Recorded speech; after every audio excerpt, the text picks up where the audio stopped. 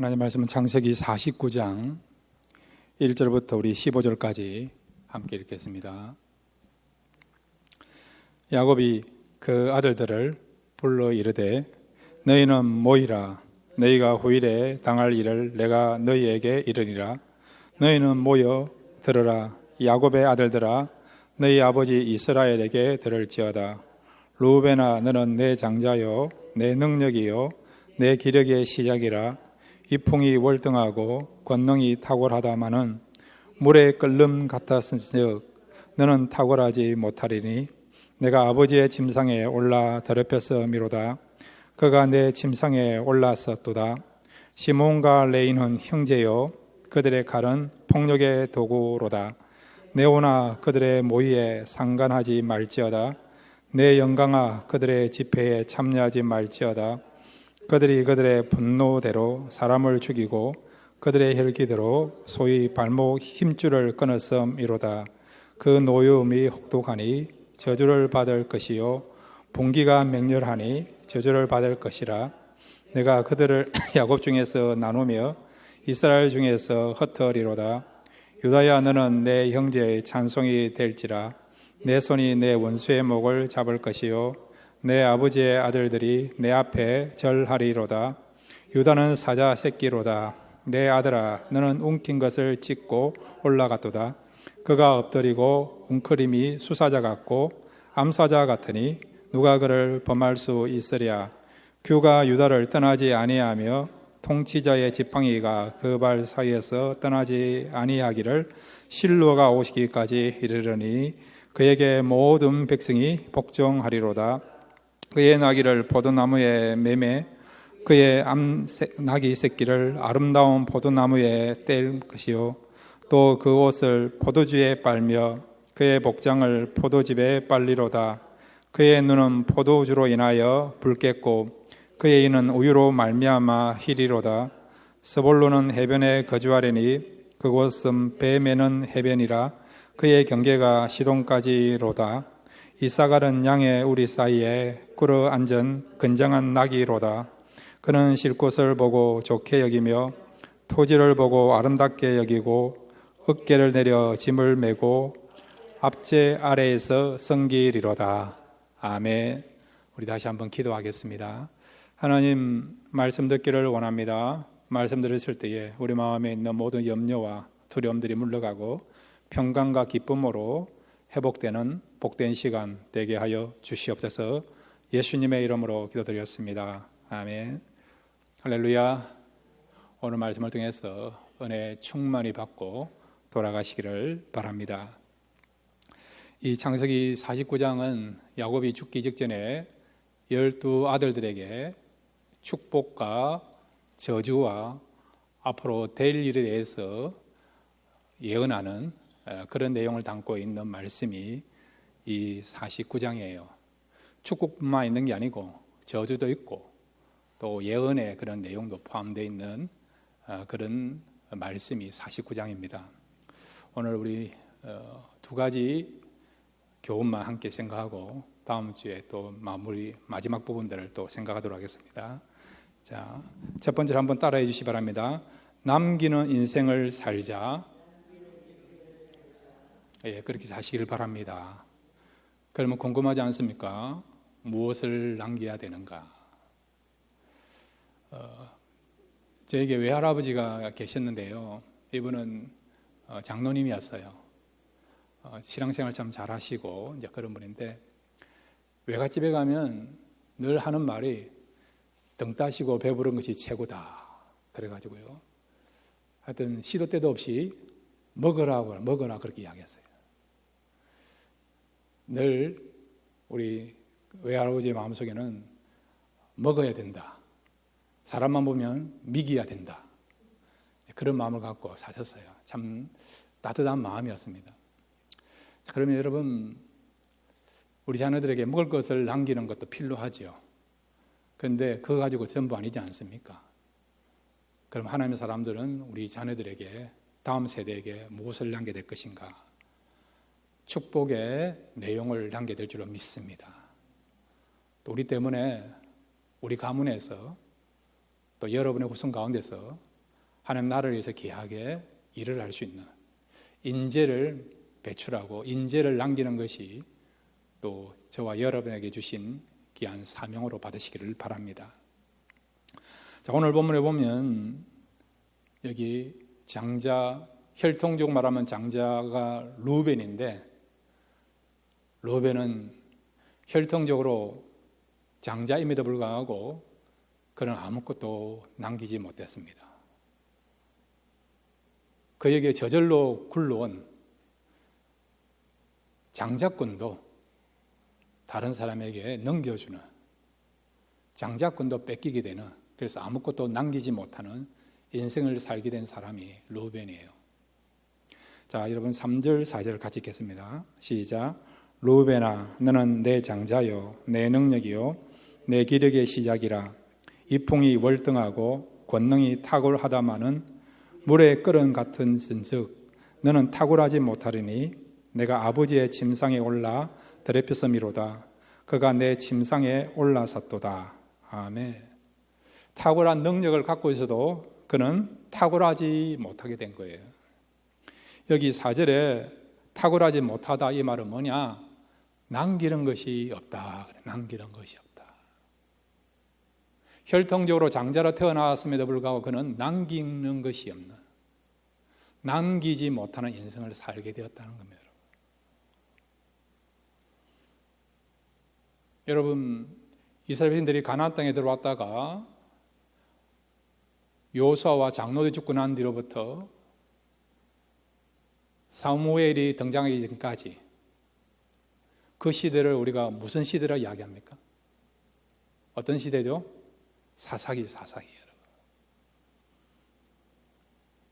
메이저 사사가, 우리가 말하면 정식 어떤 사사가 12명인데 이 사사를 배출한 지파들을 보면요, 루벤 지파에서는 아무 지파도 아무 사사도 배출하지 못했다는 거예요. 그 다음에 여러분, 구약의 역사 보면 많은 선지자들이 있는데 얼마나 선지자들이 많이 있습니까, 여러분? 그럼에도 불구하고 루벤 지파에서는요, 선지자 한 사람도 배출을 못했습니다. 오늘 이 야곱이 예언한 것처럼 탁월하지 못하리라, 이 말은 남기지 못하게 될 거란 거예요, 여러분. 이 야곱의 예언대로 루벤 지파에서는 아무것도 남기지 못하는 그런 결과가 나오게 된 것이에요. 자, 이 부분에 대해서 역대상 5장 1절에서 2절을 같이 읽겠습니다. 역대상 5장 1절과 2절. 루벤에게 돌아가야 될 그 장자의 명분과 장자의 축복이 누구에게 넘어가는가? 역대상 5장 1절과 2절입니다. 시작. 이스라엘의 장자 루벤의 아들들은 이러하니라. 루벤은 장자라도 그의 아버지의 침상을 더럽혔으므로 장자의 명분이 이스라엘의 아들 요셉의 자손에게로 돌아가서 족보의 장자의 명분대로 기록되지 못하였느니라. 유다는 형제보다 뛰어나고 주권자가 유다에게서 나서나 장자의 명분은 요셉에게 있으니라. 아멘. 혈통적으로 순서적으로 말하면 루벤이 장자가 되어서 장자의 축복을 받아야 됩니다. 불구하고 이 루벤이 아버지의 그런 어떻게 보면 부인을 할 수 있죠. 물론 라헬의 몸종이지만은 그럼에도 불구하고 이 야곱과 빌라 사이에 아들들이 낳기 때문에 루벤의 입장에 보면 서모라 할 수 있는 그런 사람이 빌라예요. 아버지의 아내 빌라와 이 루벤이 통간을 함으로 말미암아 아버지의 침상을 더럽히는 일을 하게 된 것입니다. 그 결과로 말미암아 루벤이 혈통적으로 장자임에도 불구하고 장자의 명분을 상실하게 된 것입니다. 그래서 그 장자의 명분이 오늘 본문에 보면 이 역대상 5장 1절에 보면 누구에게 넘겨갔습니까? 요셉에게 넘어가요. 요셉에게. 그래서 요셉이 그를 통해서 두 지파가 나오게 된 거 알고 있지 않습니까? 장자는 두 기업을 얻거든요. 부모 상속에 있어서. 그러니까 이 야곱이 예언한 대로 장자의 명분이 루벤에게서 요셉으로 넘어가서 요셉에게서 두 기업, 두 분깃을 얻게 되는 그런 결과가 나타나게 된 것이죠. 그러니까 요셉은 장자의 명분을 얻는 그런 축복을 얻게 된 것이죠. 반면에 여러분, 실제적으로 장자가 받아야 될 축복을 받은 사람은 누구냐니까? 유다예요, 유다. 그래서 역대상 여러분 5장 2절에 유다는 형제보다 뛰어나고 주권자가 유다에서 났으나 그렇게 돼 있어요, 여러분. 유다는 여러분 몇 번째 아들입니까? 네 번째 아들이에요. 그럼에도 불구하고 장자의 명분을 얻지 못했지만은 장자가 받아야 될 복이란 복은 누가 다 받았다고요? 유다가 받은 거예요, 유다가 여러분. 자, 보십시오. 루벤은 혈통적으로 장자임에도 불구하고 장자의 명분도 잃어버리고 또 장자가 받아야 될 축복도 다 잃어버린 거예요. 명분도 그 자손에게 남기지 못했고 축복도 남기지 못한 겁니다. 요셉은 11번째 아들이에요. 그럼에도 불구하고 장자의 명분을 그 후손들에게 남긴 겁니다. 유다는 4번째 아들임에도 불구하고 장자가 받아야 될 그 축복을 받았고 유다는 그 후손들에게 장자의 축복을 남기게 된 거예요. 그러므로 저와 여러분도 남은 생에 하나님께서 우리에게 주신 그 축복을 남길 수 있는 그런 인생을 사시기를 바랍니다. 그래서 여러분 오늘 우리 49장 창세기 49장 1절부터 15절까지 보면 제일 초점을 맞추고 있는 포커스를 맞추고 있는 사람이 있는데 누굽니까? 유다죠, 유다. 그럼 유다는 어떻게 이런 축복을 받았고 그가 받은 축복들을 어떻게 후손들이 남기게 되었는가? 그것을 우리가 좀 살펴보기를 원합니다. 유다는요, 그가 하나님께로부터 많은 축복을 받았고 그 후손들에게 승리라고 하는 것을 남겨줬습니다. 저와 여러분도 여러분의 자녀들에게 후손들에게 승리를 남겨다 줄 수 있는 그런 하나님의 사람들 되시기를 바랍니다. 자, 여러분 창세기 49장 우리 8절 말씀을 같이 읽겠습니다. 시작. 유다야 너는 내 형제의 찬송이 될지라 내 손이 내 원수의 목을 잡을 것이요 내 아버지 아들들이 내 앞에 절하리로다. 아멘. 내 원수의 목을 잡을 거라. 원수의 목을 잡는다는 건 뭡니까? 원수를 제압한다는 거예요. 원수를 정복한다는 겁니다. 자, 여러분 유다 지파에서 누가 나오시죠? 누가 나오시죠? 예수 그리스도. 그분이 누구를 제압했습니까? 그 누구도 제압하지 못한 원수가 있었죠. 그 원수가 누굽니까? 가장 큰 원수가 있었죠. 그 원수가 누구입니까? 어떤 겁니까? 마귀하고 또 죽음 아닙니까? 죽음. 고린도전서 15장에 보면 멸망받을 마지막 원수는 사망이다 이야기하지 않습니까? 또 여러분 우리가 죄를 범함으로 말미암아 그 죄로 인하여서 우리가 마귀에게 얼마나 고통을 당했습니까? 그런데 예수님 오셔서 우리의 원수인 이 마귀와 죽음을 주님이 정복하셨지 않습니까? 그러니까 유다 지파로 오신 그 예수님이 우리에게 승리를 가져다 주신다. 그런데 이는 승리를 가진다 에 대해서 조상격에 해당되는 사람이 누구라고요? 유다라는 거예요. 유다. 그러니까 유다를 통해서 승리가 남겨지게 될 것이고 승리의 역사가 나타날 것을 말씀해 주고 있죠. 그 다음에 이 유다는 그 후손들에게 무엇을 남겼습니까? 한번 따라해 주시기 바랍니다. 용맹을 남겼다. 용맹을 남긴 거예요. 자, 여러분 오늘 성경 우리 10절 말씀 같이 읽겠습니다. 시작. 유다는 사자 새끼로다. 내 아들들아 9절입니다. 9절 말씀에 시작. 유다는 사자 새끼로다. 내 아들아 너는 웅킨 것을 찢고 올라갔도다. 그가 엎드리고 웅크림이 수사자 같고 암사자 같으니 누가 그를 범할 수 있으랴. 아멘. 유다는 사자 새끼, 수사자, 암사자 같다는 거예요. 여러분, 맹수 가운데 제왕이 누굽니까? 어떤 동물입니까? 사자 아닙니까? 사자. 동양에서는 우리가 호랑이 하지만은, 그러나 중동 지역의 아프리카 지역에서는 사자를 맹수의 왕으로 그렇게 우리가 인식하고 인정하지 않습니까? 그만큼 유다 지파는요, 그렇게 용맹스러운 지파였고 또 그렇게 될 것을 말씀하고 있는 거죠. 자, 여러분, 유다 지파에서 위대한 왕이 또 나오죠. 예수님 말고요. 누굽니까? 다윗. 다윗의 용맹이 얼마나 대단합니까? 블레셋의 최고의 장수 골리앗을 물리친 사람 아닙니까? 다윗은 블레셋과 싸워가지고 한 번도 진 적이 없어요, 여러분. 사울은 여러 번 블레셋과 전투에서 패했습니다. 그의 최후도 블레셋과의 전투에서 그가 패함으로 말미암아 전사한 거 알고 있지 않습니까? 그 당시 블레셋은요, 그 팔레스타인 지역에서 가장 강한 민족이, 가장 신무기로 무장된 민족이 블레셋이에요. 그런데도 다윗은 블레셋 최고의 장수 골리앗을 물리쳤고 블레셋과의 싸움에 승리했어요.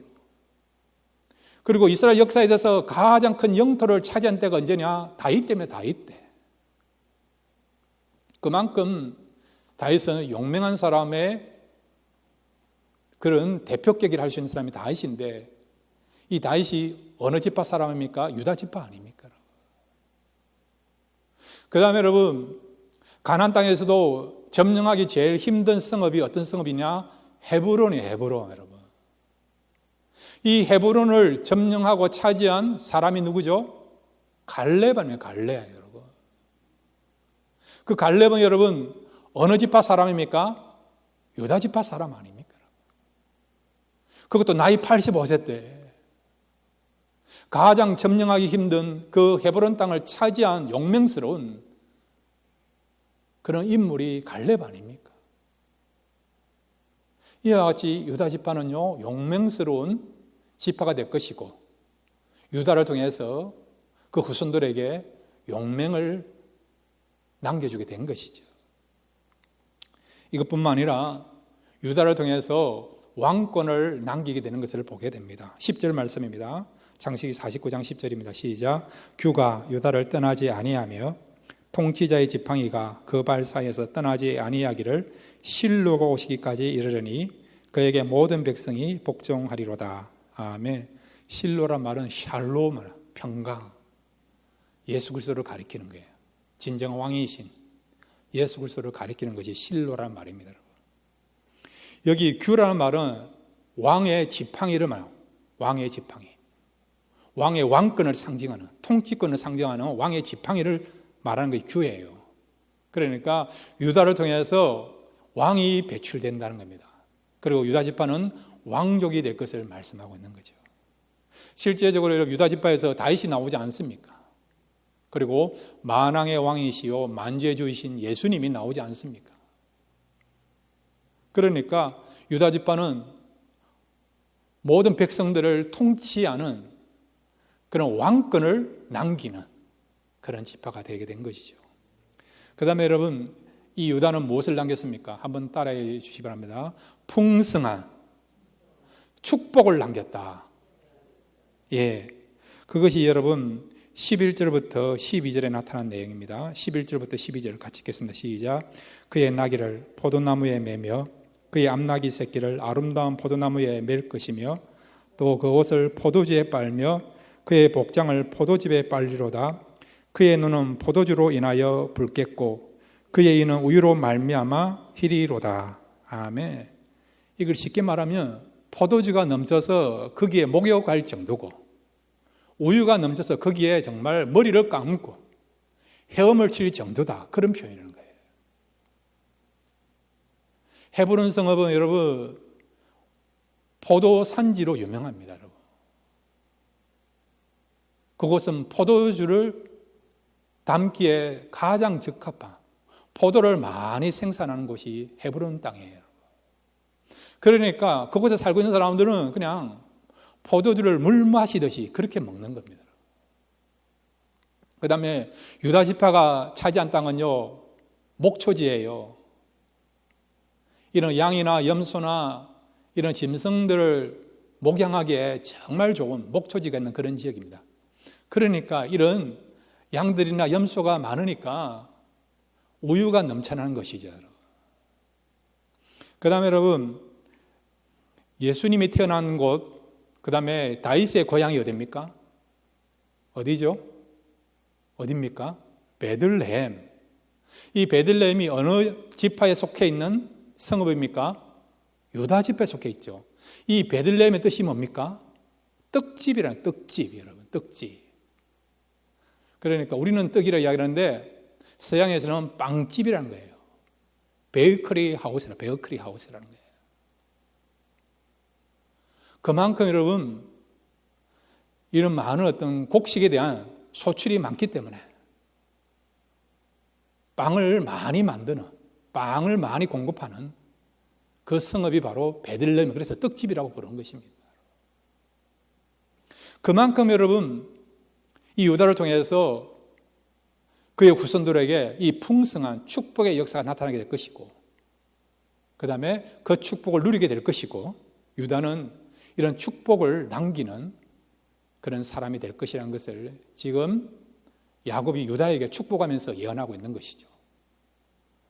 이 야곱이 예언한 대로 유다가 이런 축복을 받았고 그대로 그 예언이 성취된 것을 보게 됩니다.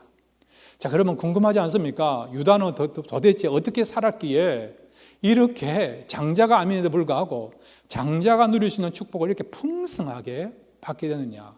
축복의 내용도 그렇고, 그 다음에 그를 통해서 이렇게 왕도 나오고 메시아도 그의 후손을 통해서 나오고, 그가 어떻게 살았기에 이렇게 그 어떤 지파보다도 가장 많은 풍성한 축복받는 지파가 되었느냐. 여러분, 유다가 잘한 것이 무엇입니까?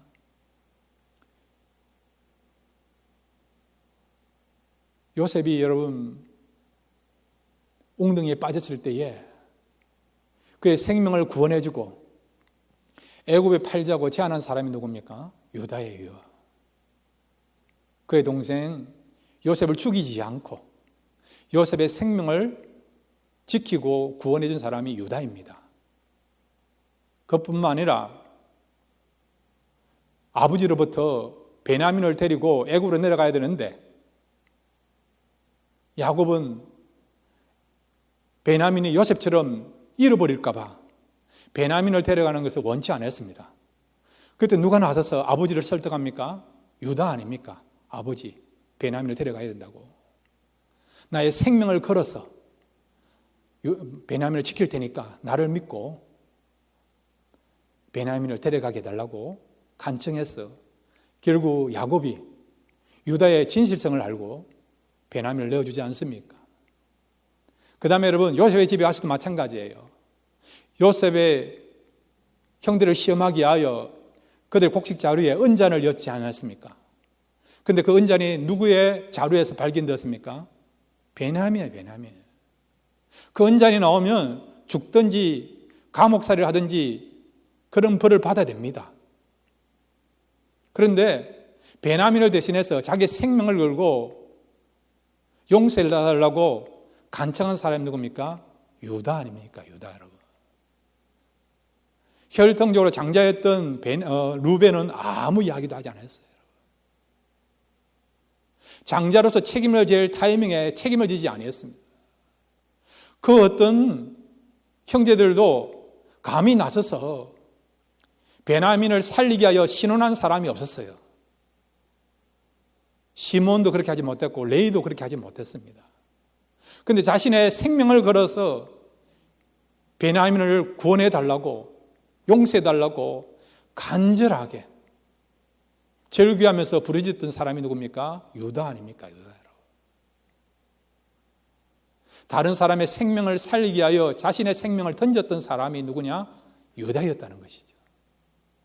그것을 하나님께서 귀하게 보셔서 유다로 하여금 이렇게 많은 것을 남기게 하신 것이죠. 사랑하는 성도 여러분, 저와 여러분도 다른 사람을 위해서 헌신하고 또한 다른 사람을 위해서 우리가 기도하고 또 다른 사람의 생명을 구원하는 일에, 그 사람이 회복되는 일에 우리가 앞장서 일하고 그렇게 한다면 하나님께서 그런 삶을 살아가는 사람들 축복하시고 은혜 베풀어 주시고, 그런 사람은 축복의 아름다운 내용들을 남기는 진정한 축복의 통로가 되는 그런 삶을 살아가게 될 줄로 믿습니다. 이런 삶을 살아가시는 저와 여러분 되시기를 바랍니다. 두 번째로 여러분, 오늘 이 야곱의 축복과 저주와 예언을 통해서 우리가 붙잡아야 될 귀한 교훈이 있습니다. 한번 따라해 주셔야 합니다. 축복과 저주는 삶의 방향에 따라 달라질 수 있다. 이 사실 믿으시길 바랍니다. 자, 여기 오늘 창세기 49장에는 축복의 내용, 저주의 내용, 앞으로 자녀들이 이렇게 될 것이라는 예언의 내용, 이 세 가지가 포함되어 있어요. 자, 여러분에게 질문합니다. 그러면 이 축복의 내용대로 모든 사람이 축복받았습니까? 어떤 지파에는 축복의 내용은 하나도 없어요. 저주밖에 없어요. 두 번씩이나 저주를 받을지어다. 축복은 찾아볼 수도 없고 저주의 내용만 있습니다. 그럼 그 사람들은 저주만 받았습니까? 자, 다시 질문합니다. 축복을 받을 것이라 예언했기 때문에 아무것도 안 하고 가만히 있으면 축복 받습니까? 너와 너의 후손들은 저주받을 것이다. 그러니 너희들은 아무것도 하지 마라. 열심히 살아도 최선을 다해도 저주의 자리에서 벗어날 수 없다. 그래서 인생을 포기해야 됩니까? 될 대로 살아야 됩니까?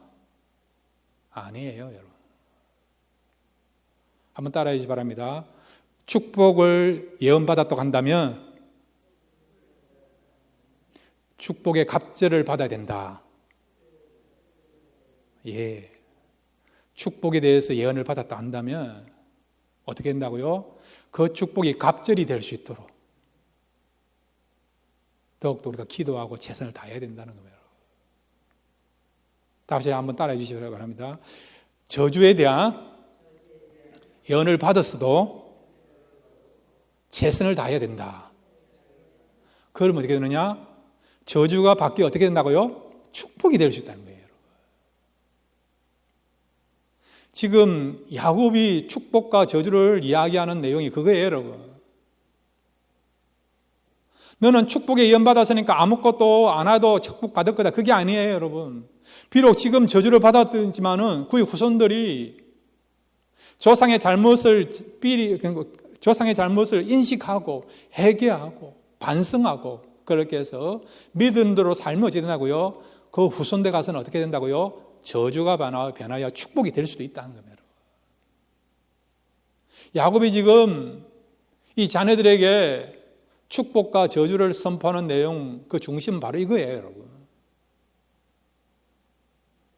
축복에 대한 예언을 받았다 하더라도 그걸로 만족하지 않고 최선을 다해서 노력해서 오히려 배가 되는 갑절의 축복을 받아야 된다. 그걸 말하고 있는 거고요. 설령 저주를 받는다 하더라도 열심히 노력하고 최선을 다하면 축복받을 수 있다. 그런 마음을 가지고 지금 자녀들에게 축복과 저주에 대해서 선포하고 있고 또 예언하고 있는 것입니다. 자, 여러분 한번 볼까요?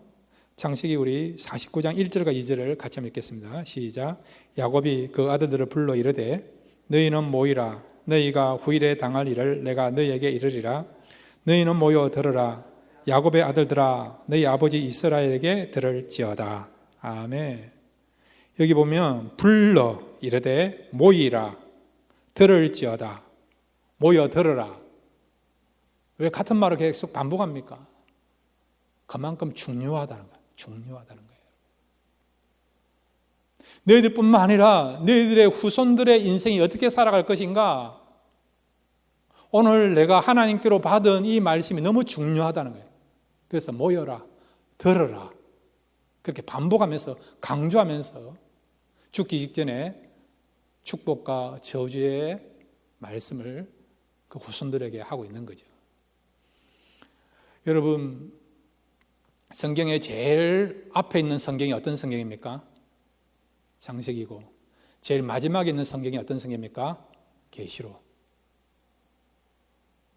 저희 교회가 수요일 날 창세기를 우리가 말씀을 나누고 있지 않습니까? 그런데 창세기 전에 우리가 어떤 말씀을 수요일 날 나눴습니까? 계시록이라고. 그러니까 어떤 의미에서 서론과 결론을 우리가 지금 다루고 있는 거죠. 창세기는 여러분 어떤 의미에서는 성경의 기초예요, 여러분. 청사진입니다, 여러분. 창세기를 보면 성경이 보여요. 전체가 보여요, 여러분. 성경 전체가 어떻게 흘러가는가 창세기를 보면 보이는 것이죠. 이 야곱이 죽기 직전에 12아들에게 축복하고 저주하는 내용을 통해서 보면 성경이 보이고요. 하나님이 무엇을 원하시고 우리가 어떻게 살아야 될 것인가 그걸 말씀해 주고 있는 거죠. 자, 여러분, 우리가 5절부터 7절을 보면 시몬과 레이에게 주시는 그런 내용인데, 시몬과 레이에게요. 이들은 축복의 내용은 하나도 없고 저주밖에 없어요. 그럼에도 불구하고 이 두 지파의 미래는, 장래는 완전히 다르다는 것을 봅니다. 똑같이 저주를 받았음에도 불구하고.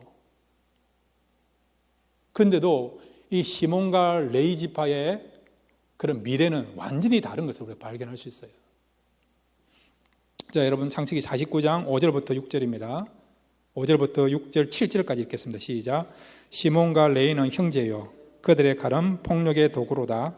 내고나 그들의 모의에 상관하지 말지어다.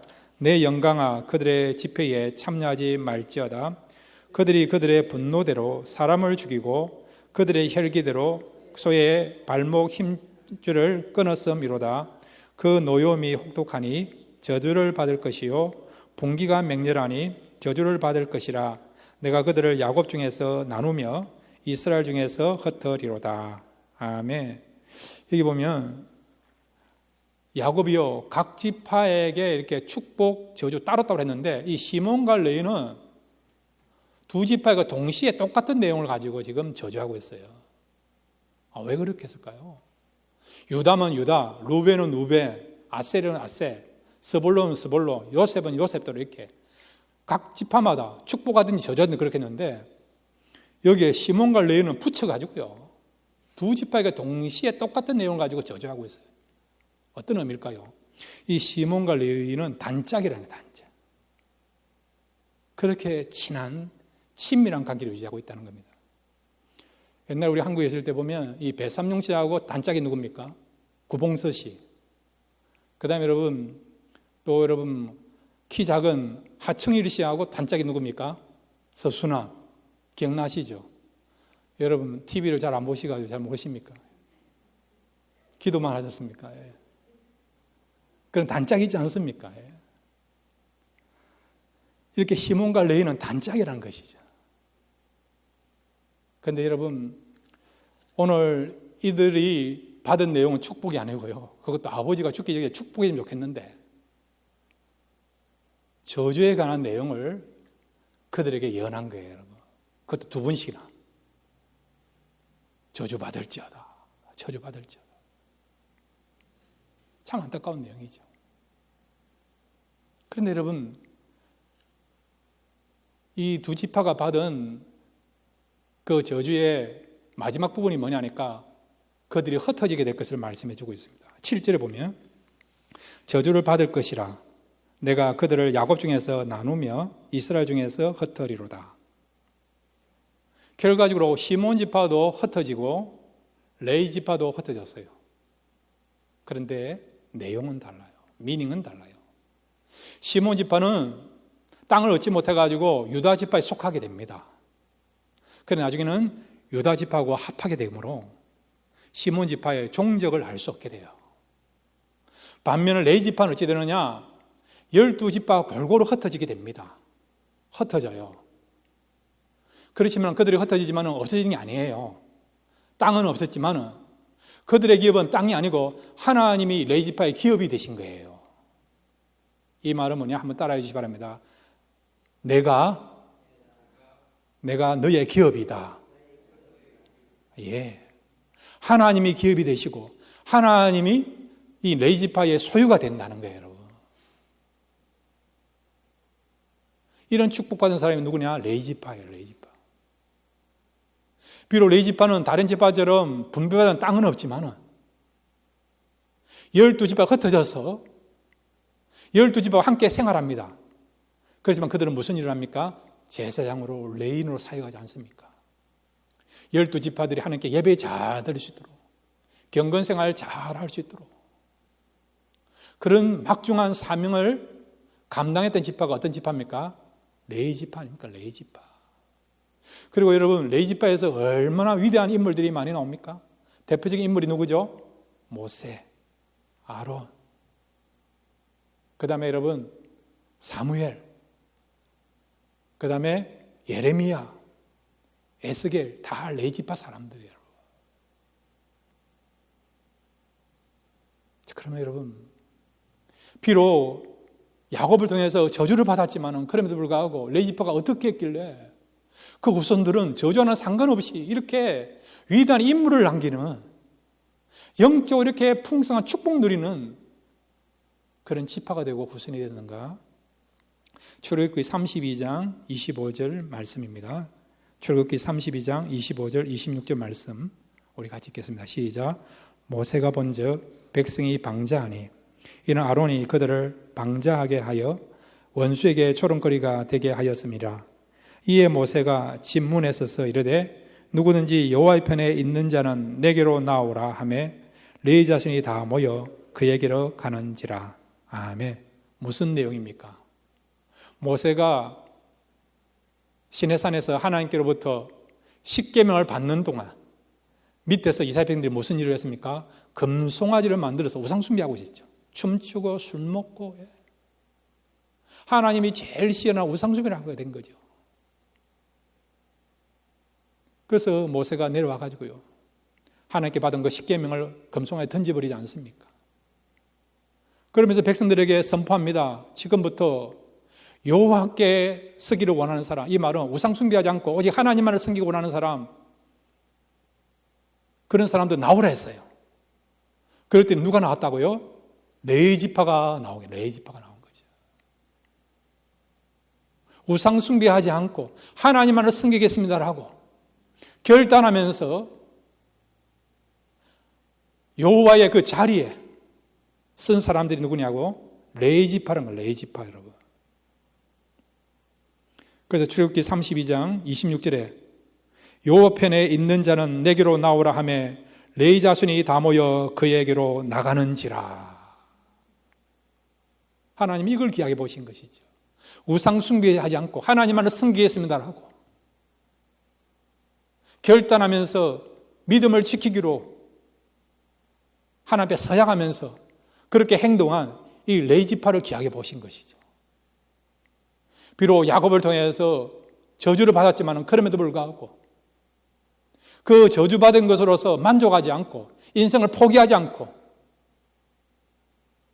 그럼에도 불구하고 하나님을 섬기겠습니다라고 결단하면서 신앙을 지킨 이 레위지파의 그 믿음을, 결단을, 용기를 하나님께서 기약해 보신 것이죠.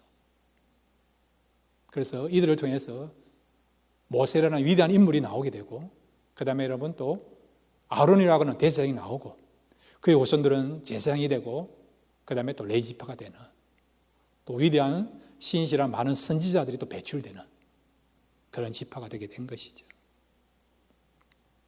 반면에 여러분, 이 같이 저주를 받았던 시몬 지파는 어떻게 됐는가? 자, 여러분, 우리 민수기 26장 16절을 보겠습니다. 민수기 26장 14절을 보겠습니다. 14절, 23절을 보겠습니다. 우리 같이 읽겠습니다. 시작. 이는 시몬의 종족들이니 계수된 자가 22,200명이었더라. 민수기 1장 23절입니다. 시작. 시몬 지파에서 계수된 자는 59,300명이었더라. 아멘. 여기 민수기 26장은 이스라엘 백성들이 가나안 땅에 들어오기 직전에 40년간 광야 생활을 하고 가나안 땅 들어오기 직전에 인구계에 셌을 때에 시몬 지파의 숫자가 얼마냐 하니까 22,200명이었어요. 그런데 그들이 출애굽해가지고 광야에서 첫 번째 인구조사했을 때는 얼마였다고요? 59,300명이에요. 그러니까 여러분 39년이 지났는데 인구수를 카운트해 보니까 시몬 지파는 12지파 가운데서 가장 적은 수가 된 겁니다.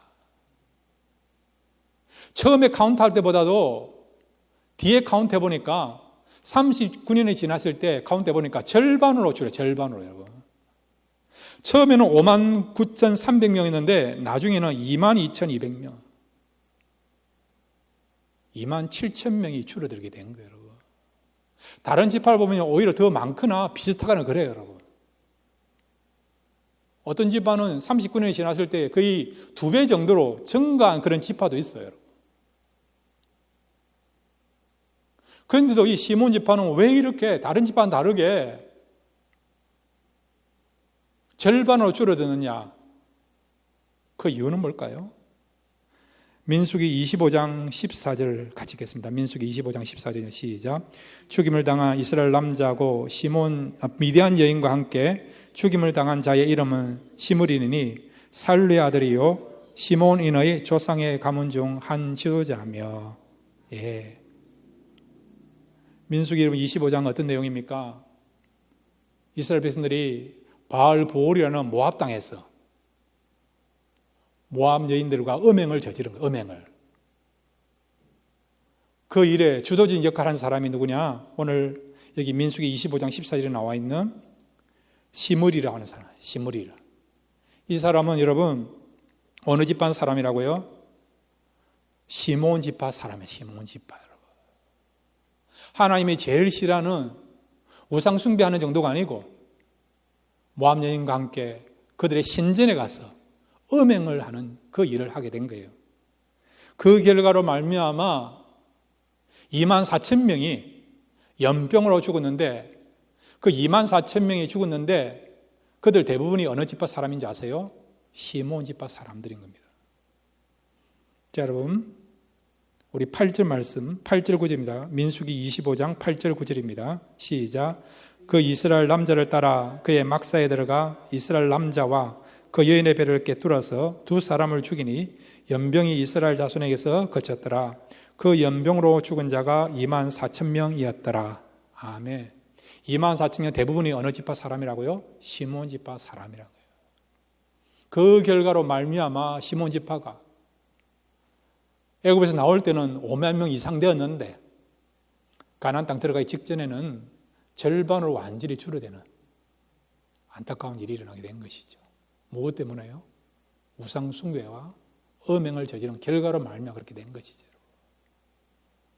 반면에 레위 지파는 여러분 똑같이 시몬과 함께 야곱으로부터 저주를 받았지만 그럼에도 불구하고 우상 숭배에 가담하지 않고 우리는 여호와만 섬기겠습니다라고 신앙을 지켰더니 그 결과로 말미암아 그들은 흩어졌지만은 그럼에도 불구하고 흩어진 곳에서 제사장으로 레인으로서 귀한 사명을 감당하고 귀하게 쓰임받는 지파가 되게 된 거예요. 여러분. 그러니까 여러분 우리가 어떻게 사냐에 따라서 축복과 저주의 내용이 달라질 수 있다는 겁니다.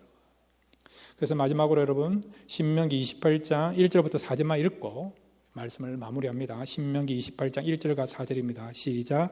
내가 내 하나님 여호와의 말씀을 삼가 듣고 내가 오늘 내게 명령하는 그의 모든 명령을 지켜 행하면 내 하나님 여호와께서 너를 세계 모든 민족 위에 뛰어나게 하실 것이라. 내가 내 하나님 여호와의 말씀을 청종하면 이 모든 복이 내게 임하며 내게 이르러니 성읍에서도 복을 받고 들에서도 복을 받을 것이며 내 몸의 자녀와 내 토지의 소산과 내 짐승의 새끼와 소와 양의 새끼가 복을 받을 것이며. 아멘. 하나님의 말씀을 듣고 청종하시고 지키면 하면 여러분을 통해서 이런 축복의 역사가 나타나게 될 줄로 믿습니다. 이런 축복의 통로가 되시는 저와 여러분 되시기를 주님의 이름으로 축원드립니다.